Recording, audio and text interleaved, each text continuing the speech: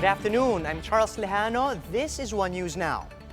Following the go signal from the government, local airlines are expected to resume operations today.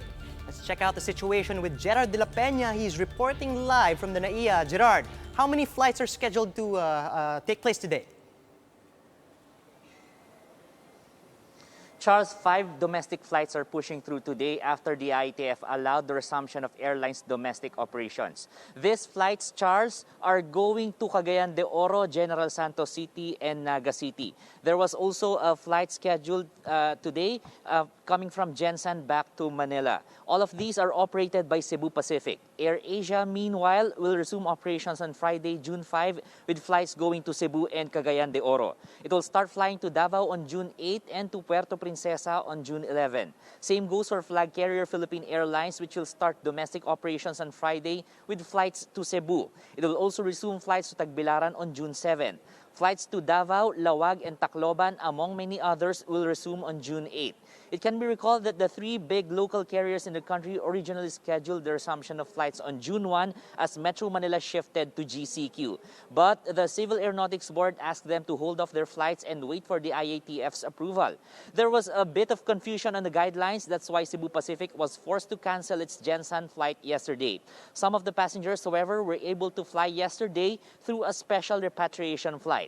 Over at the airport, a number of passengers came without a booking and tried their luck if they can fly today. There was also a couple who came here and said they were not informed that their AirAsia flight was canceled. The Manila International Airport authority said it has prepared the terminals to ensure physical distancing with a gradual increase of passengers. The agency has likewise warned that passengers should expect glitches and changes to their flights because the situation is new for airline authorities. They also advised passengers to come to the airport not earlier than 3 hours before their flight to avoid crowding inside the terminal. Charles, the last flight for today is at 3 p.m. and that's going to Cagayan de Oro. Passengers may call the airlines for the availability and schedules of their flights. And they are also reminded to double-check with the local government units of their destinations on the specific requirements that they may have in order to avoid any inconvenience. These requirements are normally medical certificates and travel passes. Charles. All right, Gerard, thanks for that. Just to clarify, just to set the record straight rather, sino lang yung pinapayagan lumipad dyan sa airport? Are we just talking about stranded passengers, returning OFWs?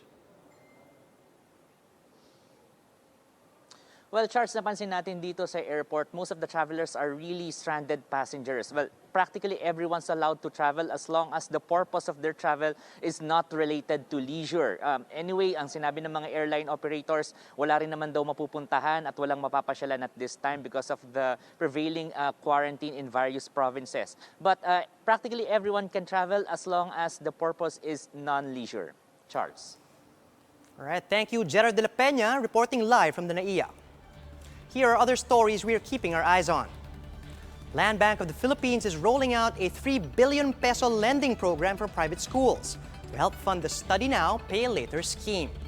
The bank's president and CEO, Cecilia Borromeo, says loans under the initiative carry an interest rate of 3% per annum and is payable in 3 years. The House of Representatives is expected to tackle the Anti-Terrorism Bill on third and final reading later today. If passed, the bill would no longer need to go through the lengthy bicameral conference committee hearings as congressmen have adopted the Senate's version. Instead, the measure will be sent straight to Malacanang for President Duterte's signature. And over in the U.S., a Washington, D.C. resident allowed more than 50 protesters to take shelter in his home to protect them from being arrested for violating the city's curfew. Rahul Dubby says a police line was about 2 houses away when he encouraged people to come inside. The D.C. government has imposed a 7 p.m. to 6 a.m. curfew in response to the protests against police brutality. For more updates, follow News 5, The Philippine Star, and Business World Online. I'm Charles Lejano. We are One News.